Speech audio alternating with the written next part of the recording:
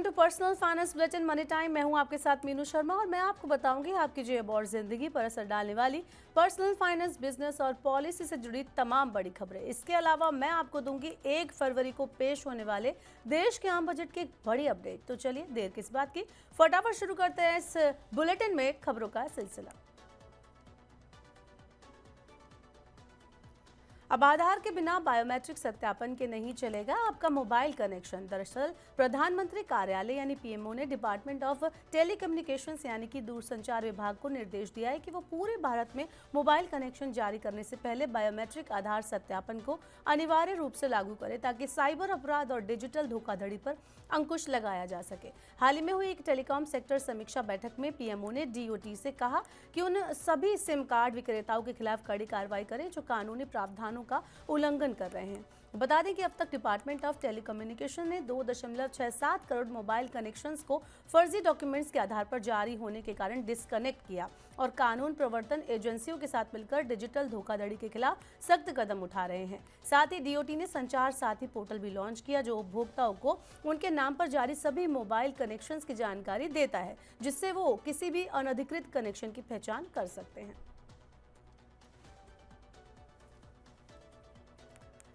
Food delivery platform Zomato और Reliance group की finance company जियोफिन को जल्द ही निफ्टी 50 इंडेक्स में शामिल किया जा सकता है। ब्रोकरेज हाउस जेएम फाइनेंशियल की रिपोर्ट में इस बात की जानकारी दी गई है। आपको बता दें कि जोमेटो और जियोफिन निफ्टी 50 में बीपीसीएल और ब्रिटानिया इंडस्ट्रीज की जगह ले सकते हैं। फरवरी महीने में निफ्टी 50 की रीबैलेंसिंग की जाएगी और साथ ही इस दौरान इन दोनों कंपनियों के इंडेक्स में शामिल किए जाएंगे। हालांकि ये बदलाव 31 मार्च से लागू होंगे। जेएम फाइनेंशियल की रिपोर्ट के अनुसार जोमेटो को शामिल करने से लगभग 620 मिलियन यानी 5,364 करोड़ रुपए का पैसिव इन्वेस्टमेंट आ सकता है। जियो फाइनेंशियल सर्विसेज के आने से बाजार में तकरीबन 356 मिलियन के पैसिव इन्वेस्टमेंट आने की संभावना है।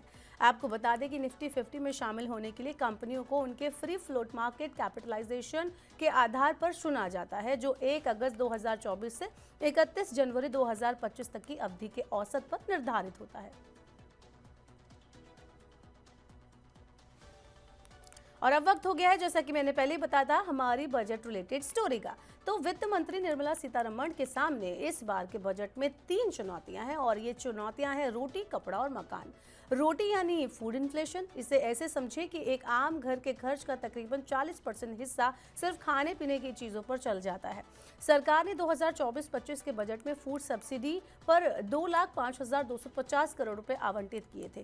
क्या इस बार ये बजट बढ़ेगा? क्या वित्त मंत्री रोटी की महंगाई को कम करने का कोई सॉलिड मंत्र बजट में दे पाएंगी? ये बड़े सवाल हैं। इसके अलावा 2 और चुनौतियां हैं, कपड़ा यानी टेक्सटाइल की और मकान यानी हाउसिंग की।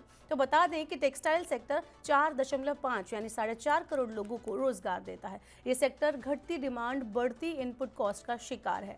बात करें अगर मकान की, तो बीते 1 साल में मुंबई और दिल्ली में घरों के दाम 13 से 30% तक बढ़ गए हैं। ऐसे में सवाल ये है कि इन तीनों सेक्टर्स को लेकर क्या बजट में कुछ बड़ी घोषणाएं हो सकती हैं या नहीं।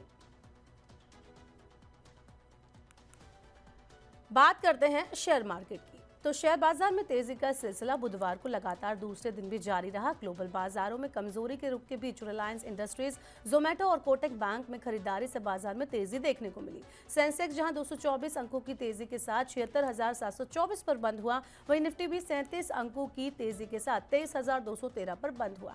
आज जोमेटो में 4% की तेजी देखने को मिली। इसके अलावा टॉप गेनर्स में NTPC, Power Grid, Kotak Mahindra Bank, Maruti, Tech Mahindra, Larsen and Toubro, Reliance Industries और अदानी पोर्ट शामिल रहे।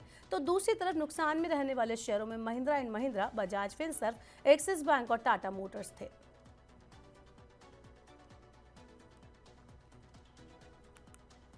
इलेक्ट्रिक व्हीकल आने वाले टाइम में लोगों की पहली पसंद बनती जा रही है। इस बात का खुलासा हुआ है टीसीएस की एक स्टडी में। दरअसल टीसीएस फ्यूचर रेडी ई मोबिलिटी स्टडी 2025 टाइटल से एक रिपोर्ट पब्लिश की गई, जिसमें बताया गया कि हर 3 में से 2 लोग अपनी अगली गाड़ी खरीदने के लिए ईवीज का चयन कर सकते हैं।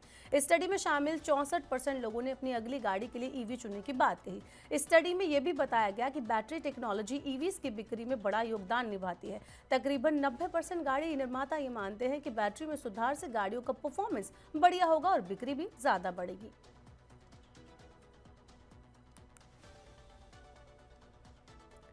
अर्थव्यवस्था के सामने चुनौतियां तो हैं, लेकिन दो अच्छी खबरें भी आती हुई दिखाई दे रही हैं। पहली अच्छी खबर है कि देश का ट्रेड डेफिसिट दिसंबर में घटकर 21.94 अरब पर आ गया। ये नवंबर में 32.84 अरब था। बता दें कि ट्रेड डेफिसिट निर्यात और आयात के अंतर को कहते हैं। देश अगर एक्सपोर्ट कम कर रहा है और इंपोर्ट ज्यादा हो रहा है तो इसका इकोनॉमी पर बुरा असर पड़ता है। हालांकि अभी इस अंतर में गिरावट देखी गई है। इसके अलावा दूसरी अच्छी खबर है, बजट से ठीक पहले भारत और यूके के बीच FTA यानी कि फ्री ट्रेड एग्रीमेंट की बातचीत शुरू हो गई है। इस डील के जरिए दोनों देशों के बीच ट्रेड को बढ़ाकर 42 अरब पौंड पर पहुंचाने का टारगेट रखा गया है। साथ ही इस डील से देश का ट्रेड डेफिसिट कम होने की भी उम्मीद है। 8वें वेतन आयोग के ऐलान का इंतजार कर रहे सरकारी कर्मचारियों और पेंशनर्स को झटका लग सकता है। फाइनेंशियल एक्सप्रेस की रिपोर्ट के मुताबिक सरकार पे पैनल सिस्टम को पूरी तरह से समाप्त करके एक नई व्यवस्था लागू करने पर विचार कर रही है।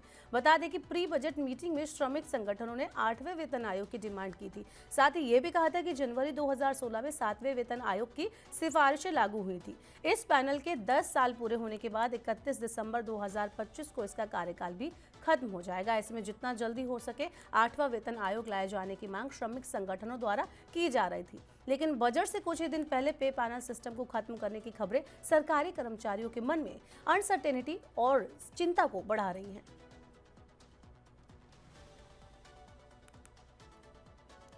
अभी तक कोई कॉमर्स सेगमेंट में ब्लिंकिट, ज़ेप्टो, स्विगी, इंस्टामार्ट का दबदबा रहा है, तो वहीं दूसरी तरफ फ्लिपकार्ट, मिनट्स और बिग बास्केट का बीबी नाउ भी कोई कॉमर्स स्पेस में अपनी उपस्थिति बढ़ा रहा है। लेकिन अब इन्हें टक्कर देने के लिए फोन पे ने भी कोई कॉमर्स स्पेस में एंट्री कर ली है। UPI मार्केट में अपना अच्छा खासा दबदबा है। कोई कॉमर्स स्पेस में फोन पे ने पिन कोड नाम से एक ऐप की एंट्री की है। बता दें कि इस वक्त फोन पे देश के 6 शहरों दिल्ली, मुंबई, बेंगलुरु, पुणे, हैदराबाद और वाराणसी के 10 से 15% एरिया में 15 मिनट की डिलीवरी के साथ क्विक कॉमर्स की सर्विस दे रहा है। अगले कुछ हफ्तों में फोन पे की डिलीवरी कवरेज को लगभग 25% तक बढ़ाने की योजना है। हालांकि फोन पे का क्विक कॉमर्स डिलीवरी मार्केट ये जो बाकी क्विक कॉमर्स है उनके प्लेयर से थोड़ा अलग है। कंपनी डार्क स्टोर के जरिए संचालन करने के बजाय किराना और मॉडर्न रिटेल स्टोर के साथ पार्टनरशिप कर रही है। साथ ही डिलीवरी के लिए स्विगी, शैडोफैक्स और लोड शेयर की लॉजिस्टिक्स सर्विस का सहारा ले रही है।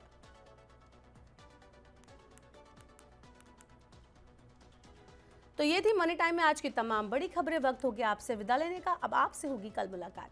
पर्सनल फाइनेंस से जुड़ी खबरों को पढ़ने, सुनने, उनसे जुड़े खास कार्यक्रमों को देखने के लिए आप मनी 9 के YouTube चैनल को जरूर सब्सक्राइब कर लें। साथ ही आज का हमारा मनी टाइम आपको कैसा लगा नीचे कमेंट बॉक्स में अपना फीडबैक हमें देना ना भूलें। फिलहाल के लिए इस बुलेटिन में इतना ही। बने रहिए मनी 9 के साथ। नमस्कार, शुभ रात्रि।